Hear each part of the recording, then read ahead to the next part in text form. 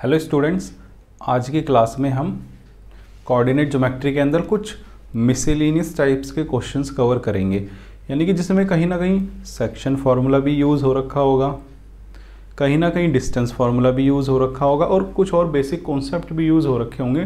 तो इस तरह के क्वेश्चंस किसी कैटेगरी में नहीं आते, तो मिसलेनियस टाइप की जो कैटेगरी है वो बनाई है मैंने, तो उसके अंदर मैं आपको ये क्वेश्चंस कवर कराने की कोशिश करूँगा। देखिए, ये जो क्वेश्चंस हैं ऐसा नहीं है कि आते नहीं हैं या फिर आपके एनसीईआरटी में नहीं दिए हुए। जो ये मैंने क्वेश्चन पिक किया है ये आपको एनसीईआरटी में मिल जाएगा आपकी एक्सरसाइज 7.4 में। देखिए, कुछ बच्चों का थोड़ा सा डाउट रहता है कि जो ऑप्शनल एक्सरसाइज होती है क्या वो करनी ज़रूरी होती है। तो प्यारे बच्चों, कॉन्सेप्चुअल क्लियरिटी के लिए आप हर एक वो क्वेश्चन करो जो कि आपकी एनसीईआरटी में दिया हुआ है। जो ऑप्शनल एक्सरसाइज है उनका स्टैंडर्ड थोड़ा सा डिफिकल्ट होता है, उन क्वेश्चंस का जो स्टैंडर्ड है थोड़ा सा अप होता है। तो कॉन्सेप्चुअल क्लियरिटी बहुत ज़्यादा आएगी अगर आप वो ऑप्शनल क्वेश्चंस भी करोगे। तो पेपर में कई बार क्या होता है कि ऑप्शनल जो आपके पास एक्सरसाइज है ना, कुछ उसी से मिलता जुलता क्वेश्चन आ जाता है और आपको लगता है कि आपने किया नहीं है। तो आइए क्वेश्चन को करते हैं। क्वेश्चन में कुछ भी नहीं है, ऐसा कुछ नहीं है कि ऑप्शनल एक्सरसाइज मुश्किल होती है। मैं आपको हर एक ऑप्शनल एक्सरसाइज का क्वेश्चन कराऊंगा, मैंने कराया भी है और सारा का सारा मैं कंप्लीट कराऊंगा। तो आइए बच्चों बढ़ते हैं क्वेश्चन की तरफ। देखिए क्वेश्चन क्या कहता है, हम हर एक वर्ड हर एक पार्ट को बड़े अच्छे से समझेंगे। देखिए क्या कहता है question, let A B C के ये कोऑर्डिनेट्स दिए हुए हैं।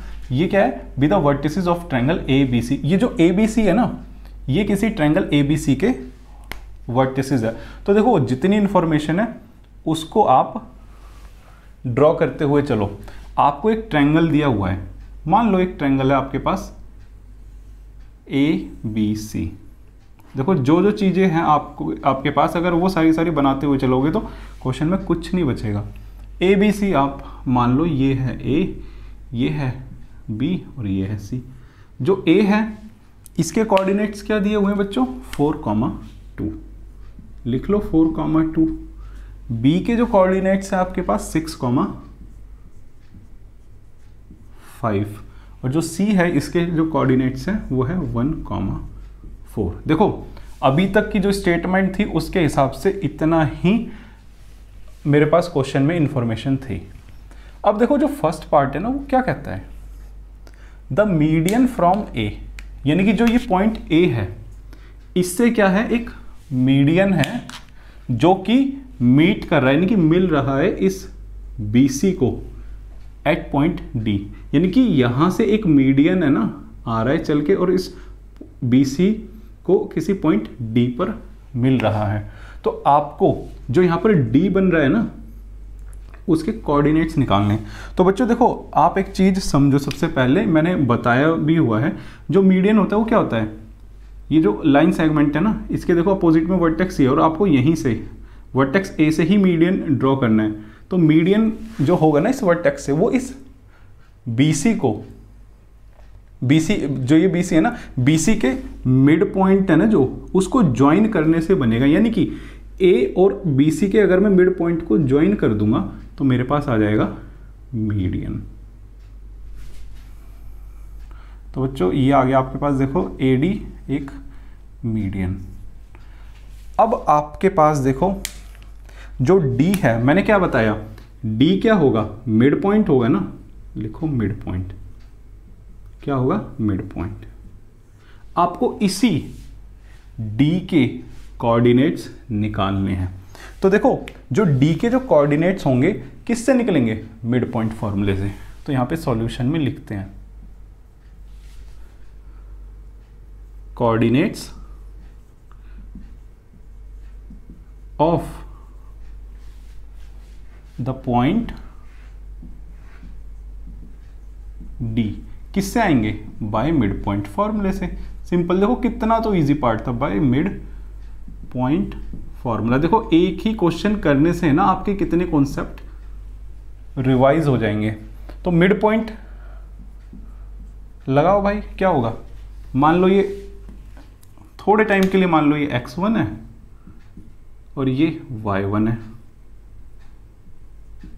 और ये हो गया x2 और ये हो गया y2। तो मिड पॉइंट क्या होगा x1 plus x2 divided by 2, यानी कि 6 प्लस 1 डिवाइडेड बाई 2। नेक्स्ट ऐसे ही y कोऑर्डिनेट कैसे आएगा 5 प्लस 4, यानी कि y1 plus y2 divided by 2, ये आ जाएगा 5 प्लस 4 डिवाइडेड बाई 2। तो बच्चों ये सॉल्व करा के आ गया 7/2 और ये आ गया आपके पास 9/2। ठीक है, डी के जो कोऑर्डिनेट्स आए हैं वो लिखो यहाँ पर, ये आए हैं 7/2 और 9/2। ठीक है, अब देखो फर्स्ट पार्ट हो गया आपका क्लियर। अब बढ़ते हैं नेक्स्ट पार्ट की तरफ। क्या कहता है next part, find the coordinates of the point P on AD। आपको देखो कोई पॉइंट P है AD पर, उसके कोऑर्डिनेट्स निकालने हैं और साथ ही साथ क्या दिया हुआ आपके पास AP इस टू PD क्या है 2:1। मान लो कहीं यहाँ पर पॉइंट है P और जो पॉइंट P है ना इस AD को 2:1 रेशियो में डिवाइड कर रहा है, यानी कि ये पूरा का पूरा हो गया 2 और ये नीचे वाला हो गया पार्ट 1। देखो इस चीज़ को ना मैं यहाँ पर आपको दोबारा बना कर दिखाता हूँ। ये है कोई पॉइंट A और ये है कोई पॉइंट D। AD पर ये बोल रहा है ना AD पर कोई पॉइंट है P, ये हो गया कोई पॉइंट P और जो P है AD को डिवाइड कर रहा है, यानी कि AP इस टू PD क्या है 2:1। आपको क्या करना है इस P के ही क्या निकालने कोऑर्डिनेट्स। अब देखो बच्चों कोऑर्डिनेट्स निकालने के लिए मेरे पास सिर्फ एक ही फॉर्मूला है। अब एक काम करो A और D के कोऑर्डिनेट्स भी लिख दो 4,2 और D के आए हैं 7/2, 9/2। मैंने क्या कहा कि कोऑर्डिनेट्स निकालने का मेरे पास सिर्फ एक ही फॉर्मूला है। क्या फॉर्मूला है, सेक्शन फॉर्मूला। डिस्टेंस फॉर्मूले से तो डिस्टेंस निकलता है ना, तो यहाँ पर जो P के कोऑर्डिनेट्स है वो सेक्शन फॉर्मूले से ही निकलेंगे। और देखो यहाँ पर क्लियरली आपके पास कंडीशन है कि ये मान लो x1 है और ये y1 है और ये x2 है और ये y2 है। इसको मान लो m और इसको मान लो n। तो देखो सेक्शन फॉर्मूले से निकलेंगे ना, ये हो गया आपका फर्स्ट पार्ट और ये हो गया सेकंड पार्ट। आप लिखो the coordinates of the point P by section formula. ठीक है, सेक्शन फॉर्मूले से ही आएंगे ना आपके पास। सेक्शन फॉर्मूला अप्लाई करो तो P के जो कोऑर्डिनेट्स क्या आएंगे देखो m इंटू x2 यानी कि 7/2, यानी कि 2 into 7/2 plus n into x1 यानी कि 1 इंटू 4 डिवाइडेड बाय क्या आता है m प्लस n, यानी कि क्या आ जाएगा 2 प्लस 1। ऐसे ही y कोऑर्डिनेट निकालो m इंटू y2 यानी कि आ जाएगा 2 into 9/2 plus n into y1 यानी कि आ जाएगा 1 into 2 divided by m plus n, ये क्या आएगा 2 प्लस 1। अब देखो इसको सॉल्व करते हैं, ये क्या आएगा इस 2 से तो देखो ये 2 कैंसिल, इस 2 से ये 2 कैंसिल, ये आ जाएगा 7 प्लस 4 डिवाइडेड बाय 3 और ये आ जाएगा 9 प्लस 2 डिवाइडेड बाय 3। देखो ये सॉल्व करा के आपके पास आया 11/3 और ये भी आ गया 11/3। तो ये देखो आ गए P के कोऑर्डिनेट्स। देखिए ये हो गया आपका पार्ट 2 कंप्लीट। तो बच्चों पार्ट जो 3 है उसमें भी सेम चीज़ है। तो आइए बच्चों अब हम पार्ट 3 को पढ़ते हैं और पार्ट 3 को भी अच्छी तरीके से सॉल्व करते हैं। आई होप आपको इस क्वेश्चन का पार्ट 1 और पार्ट 2 अच्छे से समझ में आया होगा। बच्चों ये जो थर्ड पार्ट है इसका देखो क्या कहता है, ये थर्ड पार्ट इसका थोड़ा सा बड़ा है। आइए पढ़ते हैं इसको। Find the coordinates of points Q and R। देखो आपको कोऑर्डिनेट्स निकालने Q एंड R के on medians BE and CF। जो पॉइंट Q है वो मीडियन BE पर है और जो पॉइंट R है वो CF पर है। ठीक है, रिस्पेक्टिवली मतलब अलग अलग, ये पॉइंट Q इस पर है और R इस पर है। Such that BQ is to QE का जो रेशियो 2:1 है and CR is to RF का रेशियो दिया हुआ आपको 2:1। देखिए पहले इनको है ना बनाने की कोशिश करते हैं कि क्वेश्चन में जो इन्फॉर्मेशन है वो क्या दी हुई है। देखो आपको बोला है जो Q है वो मीडियन BE पर है, तो B से एक आपको मीडियन ड्रॉ करना है, और मीडियन ड्रॉ करने के लिए क्या करना पड़ेगा, जो इसके जो सामने वाली जो साइड होगी ना, इसके सामने वाली साइड ये है, इसके मिड पॉइंट को B से ज्वाइन करना पड़ेगा। तो ठीक है, मैं कर लेता हूँ इसको ज्वाइन। जो यहाँ पे मीडियन बनेगा वो बनेगा BE। तो जो E है वो अगेन क्या है, मिड पॉइंट है। क्या है, मिड पॉइंट है। और यहां पर BE पर ही एक पॉइंट है Q, ये दिया हुआ ना, find the coordinates of a point Q। Q किस पर है, मीडियन BE पर। ये मान लो कोई पॉइंट है यहां पर Q, और आपको देखो ये रेशियो भी दे रखा है BQ इज टू QE, क्या है 2:1, यानी कि ये इज टू ये 2:1। अब देखो सबसे पहले यहां पर कि इसको अलग ड्रॉ करने की थोड़ा कोशिश करते हैं। एक काम करते हैं, ये बना लेते हैं पॉइंट B, और इसको बना लेते हैं पॉइंट E। और देखो यहां पर जो कोई पॉइंट है वो है Q इसको किस रेशियो में डिवाइड कर रहा है, 2:1। देखो यहाँ पे तो साफ साफ पता चल रहा है सेक्शन फॉर्मूला ही लगना है। लेकिन सेक्शन फॉर्मूला लगाने के लिए आप देखो आपके पास B के तो कोऑर्डिनेट्स है ही, E के कोऑर्डिनेट्स भी होने चाहिए, और E क्या है, मिड पॉइंट। तो सबसे पहले ना E के कोऑर्डिनेट्स निकालो। आप क्या आएंगे इस पार्ट को सॉल्व करने के लिए, एक काम करो आप, E के जो कोऑर्डिनेट्स है वो मिड पॉइंट फॉर्मूले से आएंगे, और A और C का क्या है, मिड पॉइंट निकालो। यहाँ पे लिखो E is the mid point, किसका है, mid point of AC। Therefore जो कोऑर्डिनेट्स है वो क्या आएंगे, coordinates of E are. Mid point लगाओ, x1 प्लस x2, यानी कि दोनों के दोनों x कोऑर्डिनेट का सम डिवाइडेड बाय 2, यानी कि 4 + 1 डिवाइडेड बाय 2, 2 + 4, यानी कि दोनों के दोनों y कोऑर्डिनेट का सम 2 + 4 डिवाइडेड बाय 2। यही आपके पास सॉल्व करा के आएगा बच्चों 5/2 और 6/2, यानी कि ये आ जाएगा 3। देखो E के जो कोऑर्डिनेट्स आपके पास आ गए 5/2 और 3। अब देखो अब किस बात की देरी है, ये है x1 और ये है y1, ऐसे ही ये है x2 और ये है y2। ये देखो आपके पास m आ गया, ये आ गया n। तो सेक्शन फॉर्मूला लगाओ ना कोऑर्डिनेट्स ऑफ Q निकालने के लिए। Therefore coordinates of Q by section formula, by section formula क्या होंगे, m इंटू x2, यानी कि 2 × 5/2 plus n into x1, 1 × 6 divided by m + 1 3, m into y2, यानी कि हो जाएगा 2 × 3 प्लस 1 × y1, यानी कि हो जाएगा 1 × 5 डिवाइडेड बाय 2 + 1 इज व्हाट, 3।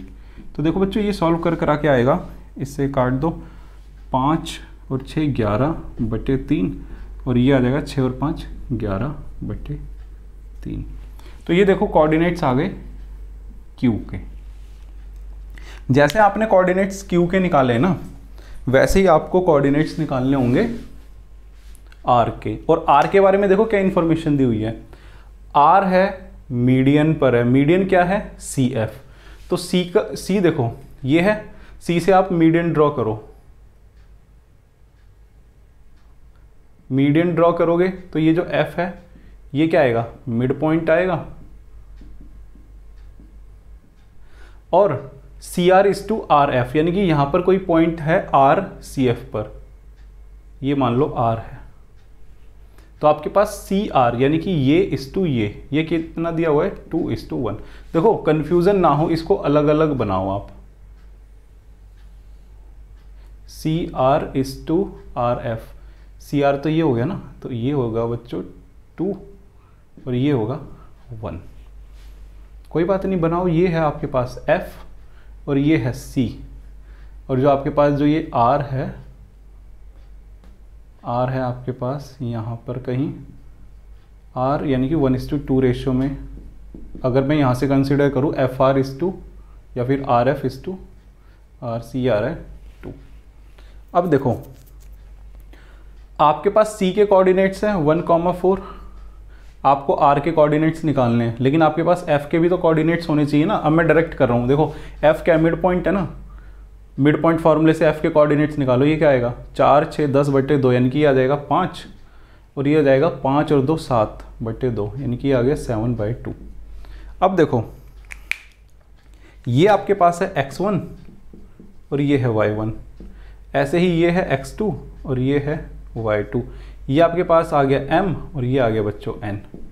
तो देखो अब सेक्शन फॉर्मूला लगाओ ना, सेक्शन फॉर्मूला लगाओगे तो आपके पास क्या आएंगे, r के कोऑर्डिनेट्स आएंगे ना। तो सेक्शन फॉर्मूला लगाओ, डायरेक्टली लगा रहे हैं अब हम, m इंटू x2 यानी कि 1 into 1 plus n into x1 यानी कि 2 into 5 divided by m plus n यानी कि 3। तो देखिए नेक्स्ट कोऑर्डिनेट क्या आएगा m इंटू y2 यानी कि 1 इंटू 4, और यहाँ पर आएगा n इंटू x2 यानी कि प्लस में 2 इंटू 7/2, और नीचे आ जाएगा 2 + 1 = 3। इस 2 से देखो ये 2 कैंसिल, तो ये आएगा 1 और 10 11/3, और नेक्स्ट हो जाएगा 4 और 7 11/3। तो देखो ये आ गए आपके पास R के कोऑर्डिनेट्स। क्या आ गए आपके पास R के कोऑर्डिनेट्स 11/3 और 11/3। तो ये क्वेश्चन का जो सबसे इम्पोर्टेंट और डिफ़िकल्ट पार्ट था वो था 3, क्योंकि ये खुद ही बाकी के दोनों पार्ट से बड़ा है। तो बच्चों आपके पास Q के भी कोऑर्डिनेट्स आ गए, R के भी कोऑर्डिनेट्स आ गए, तो आपका देखो ये थर्ड पार्ट होता है कंप्लीट। अब हम बढ़ते हैं नेक्स्ट पार्ट की तरफ। बच्चों अब बढ़ते हैं हम इस क्वेश्चन के पार्ट नंबर 4 की तरफ। देखो ये जो फोर्थ जो पार्ट है वो कहता क्या है, ये कहता है व्हाट डू यू ऑब्जर्व, यानी कि जो भी अभी तक आपने किया है उसके बेसिस पर आप क्या ऑब्जर्व करते हो। देखिए जो भी हमने किया है वो एक बार लिख लेते हैं हम, हमने अभी तक क्या ऑब्टेन किया है। क्वेश्चन को सॉल्व करते हैं, हमारे पास क्या क्या चीज़ें आई है। देखो हमारे पास पॉइंट P के कोऑर्डिनेट्स आए 11/3, 11/3, और जो पॉइंट P है वो डिवाइड कर रहा है मीडियन AD को किस रेशियो में 2:1 में। ऐसे ही जो पॉइंट Q है उसके कोऑर्डिनेट्स यार, जो पॉइंट Q है ना वो देखो डिवाइड कर रहा है मीडियन CE को किस रेशियो में 2:1 में। देखो आपको दिया हुआ है ना कि BQ:QE क्या है 2:1, यानी कि BQ:QE क्या है 2:1। और ऐसे ही आपके पास जो है ये R जो पॉइंट है उसके कोऑर्डिनेट्स क्या है 11/3, 11/3, और ये जो पॉइंट R है ये भी इस मीडियन को 2:1 रेशियो में डिवाइड कर रहा है।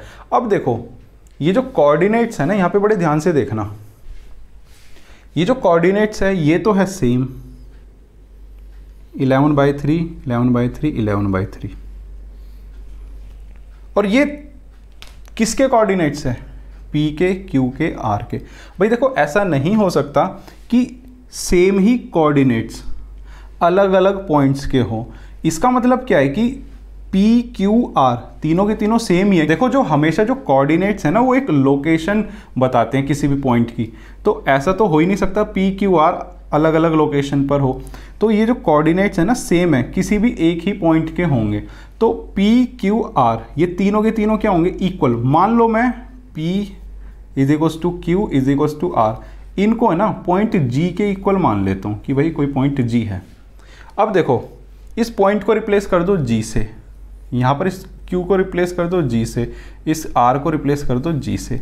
अब देखो क्या आ रहा है, अगर मैं तीनों के तीनों स्टेटमेंट को एक साथ लिखना चाहूँ तो देखो क्या लिखूंगा मैं क्या लिखूंगा G यानी कि ये P, Q, R जो भी है G डिवाइड्स, और G के क्या कोऑर्डिनेट्स है 11/3, 11/3, ये डिवाइड कर रहा है, डिवाइड्स द मीडियंस। अब मैं ना एक एक मीडियन का नाम नहीं लिखूंगा क्योंकि तीनों के तीनों मीडियन में ही कवर हो गए, जैसे ही मैंने लिखा medians. G divides the medians in the ratio 2:1। तो इसका मतलब जी क्या होगा, जी हो जाएगा सेंट्रॉइड ऑफ अ ट्रायंगल। तो यहां से आपको क्या ऑब्जर्व हुआ कि जो जी है वो क्या है, सेंट्रॉइड है। यानी कि जो पी क्यू आर है ना, ये कुछ भी नहीं है, सेंट्रॉइड ऑफ अ ट्रायंगल के ही कोऑर्डिनेट्स है। तो आपको यही ऑब्जर्व हुआ। तो आप ये चीज लिख भी सकते हो कि P Q R are the coordinates of a triangle, coordinates of a centroid of a triangle. तो देखो ये आ गए सेंट्रॉइड के कोऑर्डिनेट्स। तो आपने ये ऑब्जर्व कर लिया। ये देखो फोर्थ पार्ट भी हो गया खत्म। अब देखो लास्ट पार्ट बचता है, क्या कहता है, इफ ए बी सी, ए के भी कोई कोऑर्डिनेट्स है, बी के भी और सी के भी, are the vertices of a triangle, ये किसी ट्रायंगल के वर्टिसेस है। ये देखो मैंने ड्रॉ कर लिया है। Find the coordinates of the centroid of a triangle. तो आपको बताना है सेंट्रॉइड ऑफ अ ट्रायंगल के क्या कोऑर्डिनेट्स होंगे।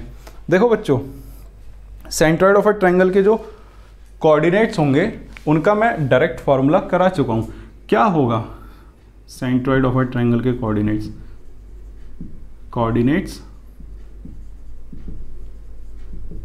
Of a centroid of a triangle, ये क्या होंगे, मैं आपको पहले इसका प्रूफ भी करा चुका हूं और बता भी चुका हूं। ट्रायंगल के एक्स कोऑर्डिनेट का जो है वो एवरेज होगा, या फिर आप ये भी कह लो तीनों के एक्स कोऑर्डिनेट का सम डिवाइडेड बाय 3। तीनों के तीनों एक्स कोऑर्डिनेट लिखो, x1 plus x2 plus x3 divided by 3। ऐसे ही y1 plus y2 plus y3 divided by 3। ये आ गया बच्चों सेंट्रॉइड ऑफ अ ट्रायंगल के कोऑर्डिनेट्स। देखो क्वेश्चन में कुछ भी नहीं था, ये हो गया आपका पार्ट 5 कंप्लीट। क्वेश्चन लेंथी था, कभी भी पेपर में इतना बड़ा क्वेश्चन आएगा नहीं। आपको हो सकता है कोई पार्ट आ जाए, लाइक ये आ जाए, या फिर direct centroid of a triangle पूछ ले। देखो इस तरह का क्वेश्चन करने से फायदा होता है क्या है, आपका सेंट्रॉइड ऑफ अ ट्रायंगल का कॉन्सेप्ट रिवाइज हो गया, मिड पॉइंट फॉर्मूला रिवाइज हो गया, सेक्शन फॉर्मूला पूरा का पूरा रिवाइज हो गया। ठीक है, तो इस तरह के क्वेश्चंस करने से कहीं ना कहीं कॉन्सेप्चुअल क्लैरिटी आती है। तो इस क्वेश्चन में मेरे हिसाब से इतना ही था बच्चों। अब एक थोड़ा हटके क्वेश्चन करते हैं जो कि आपके प्रीवियस ईयर में आ चुका है और उसका देखना बिल्कुल बेसिक कॉन्सेप्ट से लिंक होगा। तो आइए बच्चों बढ़ते हैं उस क्वेश्चन की तरफ। बच्चों अब हम बढ़ते हैं नेक्स्ट क्वेश्चन की तरफ। देखिए ये क्वेश्चन आपके सीबीएसई 2017 में आया हुआ क्वेश्चन है और कॉन्सेप्चुअली मुझे कहीं ना कहीं इंपॉर्टेंट लगा और कुछ हटके थी इसमें चीज़, इसीलिए मैं करा रहा हूँ। देखिए जो प्रीवियस 10-12 ईयर में जो भी मुझे क्वेश्चन समझ में आते हैं लगभग मैं उन सभी को करा देता हूँ और साथ ही साथ आपका कंप्लीट एनसीईआरटी भी कराता हूँ। चलो एक क्वेश्चन भी ऐसा नहीं होगा जो प्रीवियस ईयर शायद ही कोई मिस हुआ हो। तो ये क्वेश्चन मुझे कॉन्सेप्चुअली बहुत ही अच्छा लगा और मुझे लगा कि ये क्वेश्चन कराना चाहिए। तो इस क्वेश्चन को आप मेरे साथ समझते हुए चलो, क्वेश्चन में कुछ भी नहीं है। जब आप पूरा सॉल्व कर लोगे मेरे साथ तो देखोगे कि क्वेश्चन तो बहुत ही इजी था, लेकिन फर्स्ट रीडिंग में क्वेश्चन ऐसा लग रहा है कि शायद ना हो पाए। देखिए क्वेश्चन क्या कहता है ये कि शो डैट ट्रायंगल ABC के ये आपको कोऑर्डिनेट्स दिए हुए हैं एंड ट्रायंगल PQR, ऐसे ही PQR के भी कोऑर्डिनेट्स दिए हुए हैं। ये कहता है कि show that triangle ABC and triangle PQR are similar. आपको शो करना है कि ये दोनों के दोनों ट्रायंगल जो ABC और PQR बन रहे हैं, दोनों के दोनों ट्रायंगल क्या है, सिमिलर है। अगर यहाँ पर बच्चों को सिमिलरिटी वाला कॉन्सेप्ट नहीं आता तो आप इस क्वेश्चन को कर ही नहीं सकते।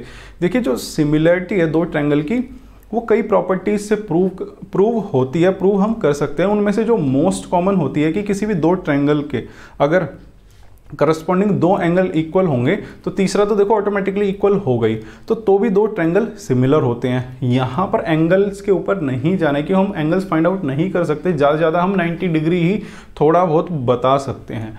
तो जो मोस्ट कॉमनली यूज होती है ना सिमिलरिटी की जो प्रॉपर्टी वो होती है कि अगर जो दो ट्रायंगल्स हैं ना उनके करस्पॉन्डिंग साइड्स का रेशियो इक्वल है, किसी कॉन्स्टेंट के इक्वल है, तो भी दो ट्रायंगल सिमिलर होंगे। देखिए ये चीज मैं आपको समझाता हूं इस प्रॉपर्टी को है क्या इसका मतलब। देखिए मान लो यहां पर ट्रायंगल ABC और PQR है, करस्पॉन्डिंग साइड्स देखो। अब यहां AB है जो उसके करस्पॉन्डिंग साइड है PQ, ऐसे ही यहां पर BC है जो उसके करस्पॉन्डिंग साइड है QR, और जो AC है उसके करस्पॉन्डिंग साइड है ये RP। तो आपको देखो करस्पॉन्डिंग साइड का रेशियो देखना है। अगर करस्पॉन्डिंग साइड का रेशियो इक्वल है तो दोनों के दोनों ट्रायंगल होंगे सिमिलर। करस्पॉन्डिंग साइड का रेशियो यानी कि AB/PQ, यही देखो मैंने लिखा है the two triangles ABC and PQR will be similar if corresponding sides का रेशियो, पहली करस्पॉन्डिंग साइड लो AB/PQ, ये ली मैंने, ये इक्वल आना चाहिए यानी कि तीनों की तीनों करस्पॉन्डिंग साइड्स का रेशियो इक्वल आना चाहिए। ये किसके इक्वल आना चाहिए? दूसरी करस्पॉन्डिंग साइड लो, उसका रेशियो लो BC/QR, BC/QR, और ये इक्वल आना चाहिए किसके? ये sorry CA/RP, CA/RP।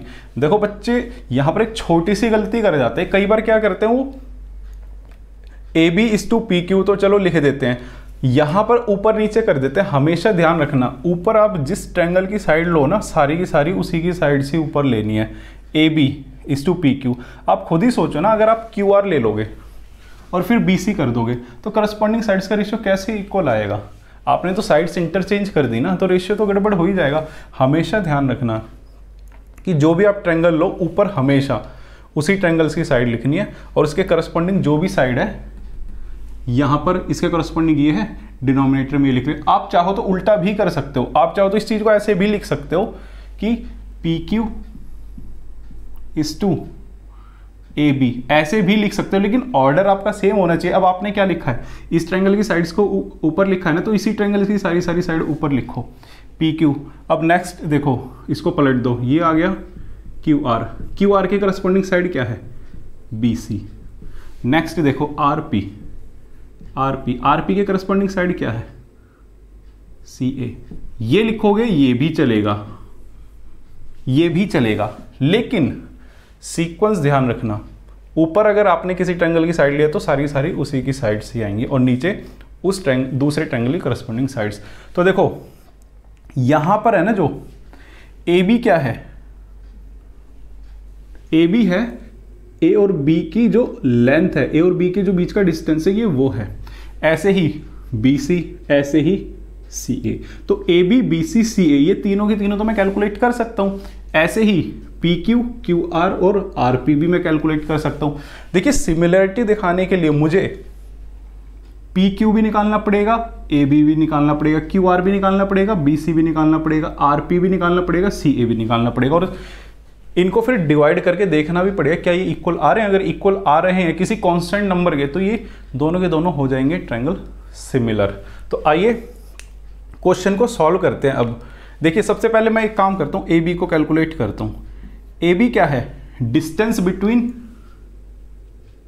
A and B, ठीक है। AB वही तो होगा ना, इस ट्रायंगल की जो साइड आएगी वो यही तो आएगी ना। इन दोनों कोऑर्डिनेट्स में आप डिस्टेंस फॉर्मूला लगाओगे तो आपके पास A और B का डिस्टेंस आएगा, यानी कि इस ट्रायंगल की साइड की लेंथ आएगी आपके पास। तो यहां पर AB PQ क्या है? साइड्स की लेंथ है। तो AB आपके पास बच्चों आ गया, डिस्टेंस फॉर्मूला लगाओ तो AB आ जाएगा x2 माइनस x1, यानी कि 2 माइनस माइनस 2 मैं डायरेक्ट लिख रहा हूँ प्लस 2, यानी कि इसका स्क्वायर, प्लस 0 माइनस 0 यानी कि 0 का स्क्वायर। तो ये बच्चों आ गया आपके पास 2 2 4 चौके 16, यानी कि ये आ गया बच्चों 4, ठीक है। ऐसे ही एक काम करो, आप BC को कैलकुलेट करो। BC आ जाएगा आपके पास x2 माइनस x1, यानी कि 0 माइनस 2 इसका square, plus y2 minus y1 यानी कि 2 माइनस 0, 2 माइनस 0 का स्क्वायर। तो ये आ जाएगा आपके पास 4 प्लस 4, यानी कि ये आ जाएगा √8, यानी कि ये आ जाएगा 2√2।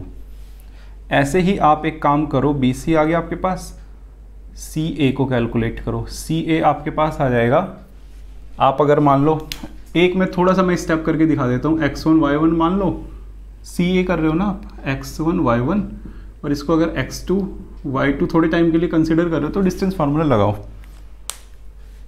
x2 यानी कि -2 माइनस 0 का square, plus y2 minus y1 यानी कि 0 माइनस 2 का स्क्वायर।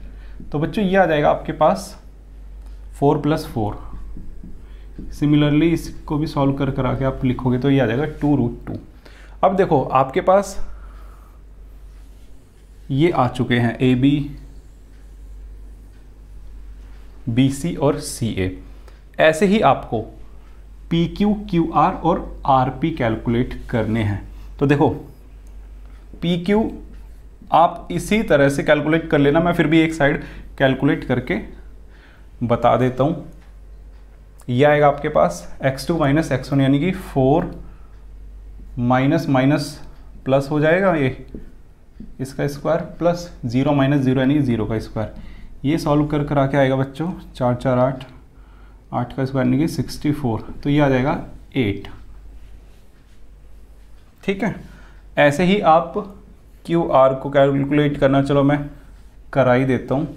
ये आ जाएगा x2 - x1 यानी कि -4 - 0, -4 - 0 का स्क्वायर प्लस 0 - 4 का स्क्वायर यानी कि 0 - 4 का स्क्वायर। ये देखो आपके पास आ जाएगा 4 का स्क्वायर यानी कि 16 प्लस 4 का स्क्वायर 16। ये आ जाएगा √32। ये आ जाएगा 4√2। बच्चों एक काम करना, आप RP खुद कैलकुलेट कर लेना, कोई बड़ी बात नहीं है। वो भी आपके पास आ जाएगा 4√2। अब देखो आपके पास PQ, QR और RP भी आ गया। अब आपको क्या चेक करना है? करस्पॉन्डिंग साइड्स का रेशियो कर लेते हैं, कौन सी बड़ी बात है। देखो आपको क्या चेक करना था, मैं ये वाली कंडीशन पिक कर रहा हूँ। AB क्या है? 4। AB क्या है बच्चों? 4। लिख लेते हैं इसको, AB = PQ। ये क्या आई? ये आया 4 डिवाइडेड बाय PQ कितना आया? 8। रेशियो कितना आ गया? 1/2। इसको काट दो। ऐसे ही आप BC डिवाइडेड बाय QR को कैलकुलेट करो। ये आएगा आपके पास 2√2 डिवाइडेड बाय में 4√2। इस √2 से √2 ये आ जाएगा, कट आ गया 1/2। ऐसे ही आप कैलकुलेट करो CA बटा RP। ये आ जाएगा 2√2 डिवाइडेड बाय में 4√2। इसको भी सॉल्व करो, ये आ गया 1/2। अब देखो एक चीज़ जो कि आपको चाहिए थी, AB बटा PQ ये इक्वल है, ये तीनों के तीनों इक्वल है ना। किसके? लिख देते हैं अभी, CA बटे RP। ये किसके इक्वल है? 1/2। मैंने कहा था ना किसी कांस्टेंट के इक्वल आएंगे। तो इसका मतलब क्या है कि triangle ABC is similar to triangle PQR। Simply ये देखो सिमिलरिटी की नोटेशन होती है। आप देखो इसको ना ऐसे भी देख सकते हो, कभी भी दोनों ट्रायंगल के कोऑर्डिनेट्स देखो, ये ABC PQR, ये देखो कोऑर्डिनेट्स मल्टीपल में है। यानी कि यहाँ पे देखो इसके जो कोऑर्डिनेट्स है ना 2 टाइम्स है। ये देखो -2, 0 इसका 2 टाइम्स करो, -4, 0 इसका 2 टाइम्स करो, 4, 0 आ जाएगा, इसका 2 टाइम्स करो तो 0, 4 आ जाएगा। जब भी किसी भी दो ट्रायंगल के कोऑर्डिनेट्स है ना मल्टीपल में हो ना, कुछ टाइम्स हो, 2 टाइम्स, 3 टाइम्स, -2 टाइम्स, -3 टाइम्स, तो बच्चों हमेशा ध्यान रखना वे दोनों के दोनों ट्रायंगल सिमिलर होंगे ही होंगे। तो आप क्वेश्चन को सॉल्व करने से पहले आप खुद भी जज कर सकते हो कि ये दोनों के दोनों ट्रायंगल सिमिलर होंगे या नहीं। कोऑर्डिनेट देख लो ना मल्टीपल में एक दूसरे के। तो आई होप आपको ये क्वेश्चंस अच्छी तरह से समझ में आया होगा बच्चों। जितना मैं करा सकता था, मैं समझा सकता था, मैंने कोशिश की है। आई होप आपको आज का कंटेंट अच्छे से समझ में आया होगा। फिर भी आपको अगर कोई डाउट है आप कमेंट कर सकते हो, आप मेल कर सकते हो। तो बच्चों आज की क्लास को हम यहीं पर ही फिनिश करते हैं। मिलेंगे नेक्स्ट क्लास में कुछ और नए कंटेंट और नए टॉपिक के साथ। बने रहिए हमारे साथ। नमस्कार, जय हिंद।